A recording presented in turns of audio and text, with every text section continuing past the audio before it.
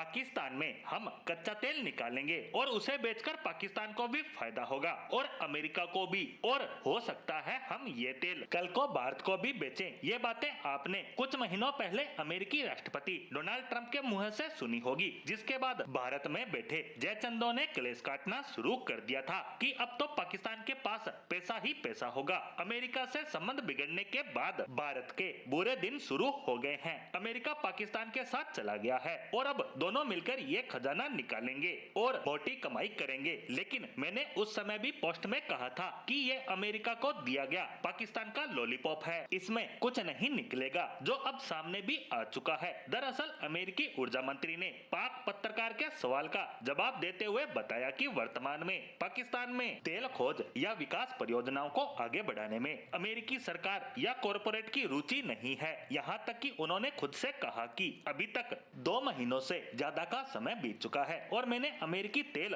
और ऊर्जा कंपनियों से बातचीत नहीं की है पाकिस्तान को लेकर, जिससे पता चलता है कि ट्रंप प्रशासन को इस बात का अंदाजा हो चुका है कि पाकिस्तान ने उसे बेवकूफ बनाने का काम किया है। लेकिन सबसे मजे की बात तो ये है कि अगर सच में पाकिस्तान में कच्चे तेल का अपार भंडार भी होता तो भी उसका इस्तेमाल नहीं कर सकते, क्योंकि उससे पहले आपको कई $100 बिलियन वहाँ निवेश करने होंगे और अगर अमेरिका वहाँ निवेश भी कर देता है तो भी पाकिस्तान के उन इलाकों में जहाँ कच्चा तेल होने के दावे किए जा रहे हैं तो भी वहाँ से तेल नहीं निकल पाएगा, क्योंकि उन इलाकों में सैकड़ों की संख्या में आतंकी और सरकार के विद्रोही संगठन एक्टिवेट हैं, जिन्होंने पाकिस्तानी सेना के नाक में दम कर रखा है। जैसे बात करें पाकिस्तान के सबसे बड़े प्रांत बलूचिस्तान की, तो वहाँ जो खजाना दबा है तांबा और निकल के वहाँ अपार भंडार है, उसे निकालने को चीन ने पिछले 10-15 सालों में $60 बिलियन का भारी भरकम इन्वेस्टमेंट किया और सीपीईसी प्रोजेक्ट को तैयार किया, लेकिन उसके बाद भी पाकिस्तान को कोई फायदा नहीं हुआ है। तो चीन को